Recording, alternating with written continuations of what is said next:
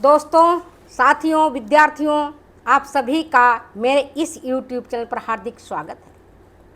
आज मैं आपको लीवर से संबंधित ही पार्ट 3 में पढ़ा रही हूँ और क्वेश्चन पूछ रही हूँ बहुविकल्प प्रश्न, MCQ मल्टीपल चॉइस क्वेश्चंस, जिसमें मैं प्रश्न पूछ रही हूँ, क्वेश्चन पूछ रही हूँ, ऑप्शन बता रही हूँ और फिर उस ऑप्शन का मैं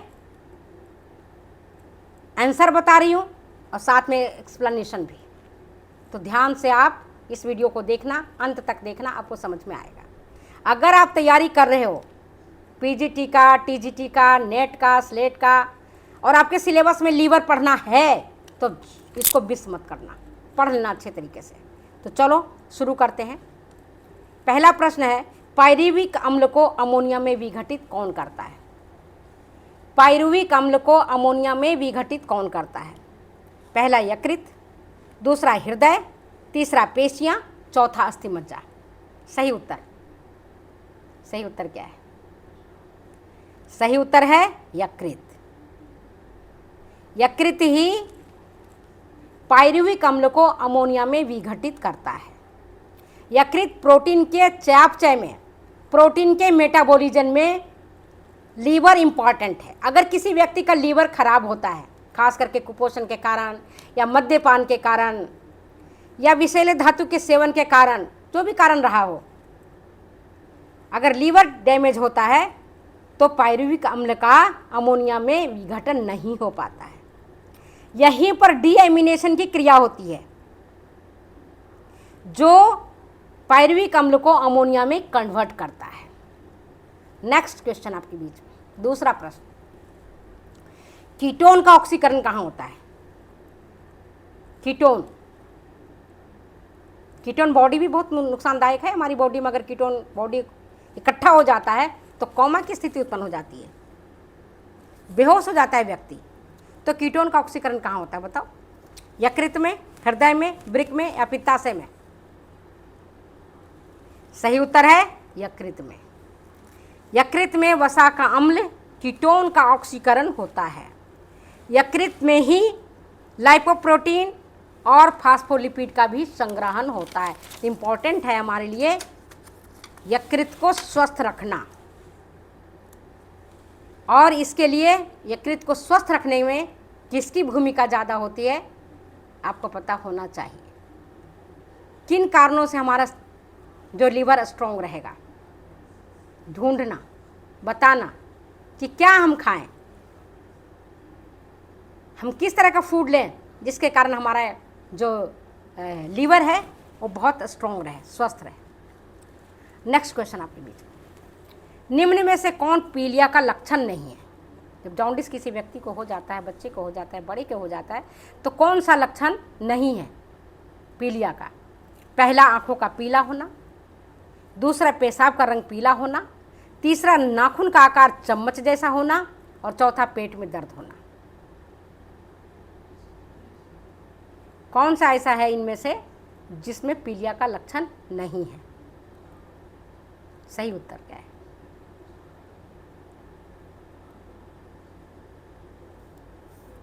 लड़कियां कंफ्यूज कर जाएंगी, पेट में दर्द हो रहा है, सिर में दर्द हो रहा है, तो क्या पीलिया है?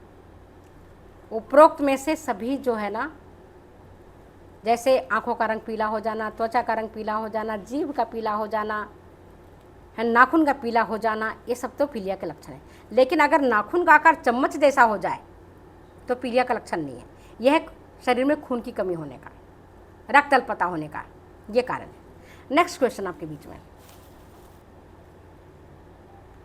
वो ये कि हिमोलाइटिक पीलिया में RBC का, अगर किसी व्यक्ति को हिमोलाइटिक पीलिया हो गया है तो जो लाल रक्त कणिकाएँ हैं, रेड ब्लड कार्पसल्स है, उनकी स्थिति क्या होती है? हीमोलाइटिक पीलिया में RBC का ऑप्शन है, पहला अधिक नाश होने लगता है, दूसरा अधिक निर्माण होने लगता है, तीसरा है पित्तरस अधिक बनने लगता है और चौथा उपरोक्त सभी। सही उत्तर बताइए। हीमोलाइटिक पीलिया में लाल रक्त, हीमोलाइटिक वर्ड से समझ लो। हीमोलाइटिक मतलब हीम, हिम मतलब आयरन, आयरन किस में है? आरबीसी में, लाल रक्त कणिकाओं में। तो लाइटिक मतलब मरना। हीमोलाइटिक पीलिया की स्थिति में लाल रक्त कणिकाएं हैं जो मरने लगती हैं, इनका नाश होने लगता है, आरबीसी का नाश होने लगता है। लाल रक्त कणिकाओं मतलब खून में आरबीसी की संख्या बहुत कम हो जाती है। और ऐसा कब होगा? अक्सर जब पीत ज्वर की स्थिति होगी। तो पित्त ज्वर की स्थिति में, येलो फीवर की स्थिति में, पित्त ज्वर कहते हैं ना, येलो फीवर, उस स्थिति में हीमोलाइटिक पीलिया हो जाता है। नेक्स्ट क्वेश्चन आपके पास है वो ये कि पीलिया के कारण जब रोगी की हालत अधिक खराब हो जाती है और जब वो बेहोश हो जाता है तब उसे किस तरह का आहार देना चाहिए या नहीं देना चाहिए? अगर व्यक्ति पीलिया के कारण ज़्यादा उसकी हालत डैमेज हो गई, खराब हो गया, बीमार हो गया और वो बेहोश हो गया, तब क्या देना चाहिए? प्रोटीन दिया जाना चाहिए या प्रोटीन नहीं दिया जाना चाहिए? वसा दिया जाना चाहिए या वसा नहीं दिया जाना चाहिए? और तीसरा है ग्लूकोज दिया जाना चाहिए। सही ऑप्शन क्या है? सही ऑप्शन तो है बेटा कि ग्लूकोज दिया जाना चाहिए, वसा नहीं दिया जाना चाहिए, प्रोटीन नहीं दिया जाना चाहिए, क्योंकि ये हालत को और भी खराब कर देता है।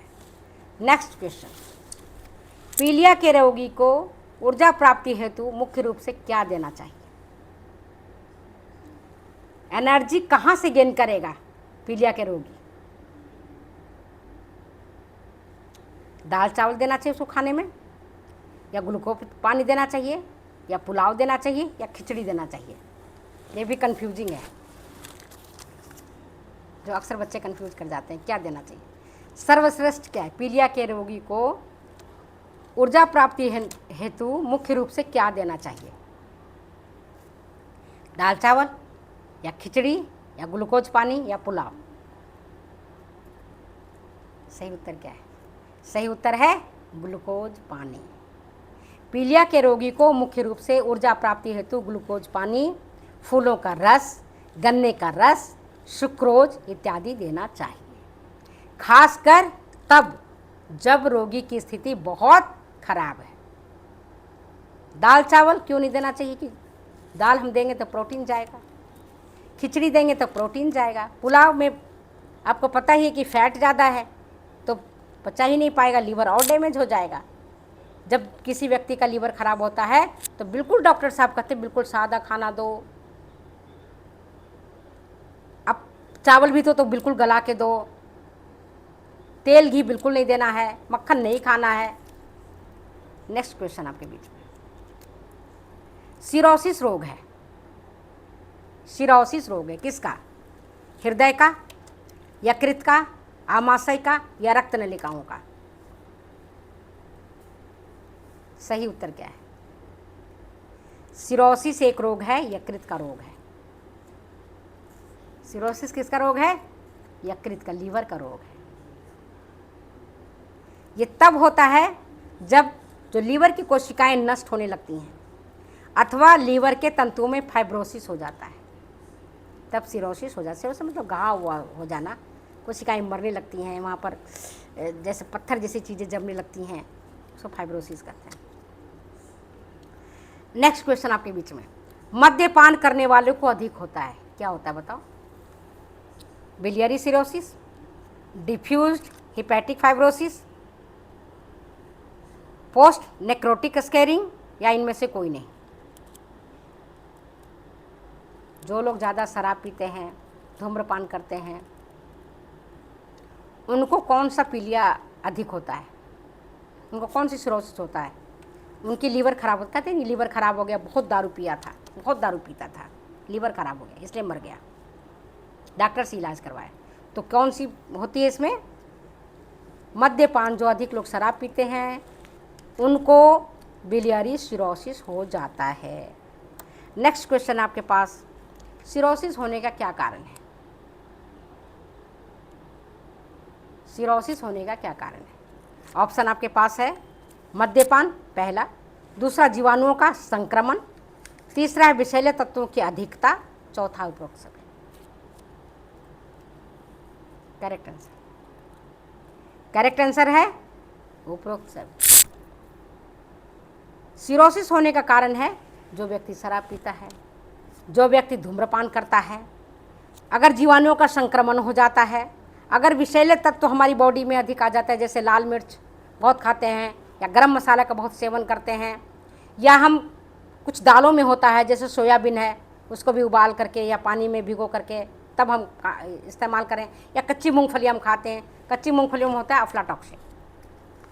अगर इनकी मात्रा अधिक हमारी बॉडी में हो जाती है तो सिरोसिस ऑफ लीवर हो जाता है। ठीक है, नेक्स्ट क्वेश्चन आपके बीच में, यकृत में किस तरह का आहार नियोजन होना चाहिए? यकृत के रोग में किस तरह का आहार नियोजन होना चाहिए? पहला ऑप्शन उच्च कैलोरी युक्त, दूसरा उच्च वसा युक्त, तीसरा उच्च सोडियम युक्त, चौथा निम्न प्रोटीन युक्त। करेक्ट आंसर क्या है? यकृत में आहार नियोजन होना चाहिए उच्च कैलोरी युक्त। समझ गए? हाई कैलोरी युक्त। तो चलिए हम अपने वीडियो के ही विराम देते हैं, फिर मिलते हैं हम अगले वीडियो में अगली बातों के साथ। और हाँ, एक इम्पॉर्टेंट मैसेज आपको बता रही हूँ, मैंने फूड एंड न्यूट्रिशन से संबंधित कई सारे जो डिशेज हैं या कहो कि फूड प्रिजर्वेशन से संबंधित चीज़ें हैं उसको मैंने वृंदा की रसोई में डाला हुआ है। वृंदा की रसोई, तो वृंदा की रसोई का मैंने अलग चैनल बनाया है, स्पेलिंग है VRINDA, वृंदा की रसोई। तो जाकर के आप उसमें देखना, सब्सक्राइब करना, लाइक करना, कमेंट करना। फिर मिलते हैं हम अगले वीडियो। ओके।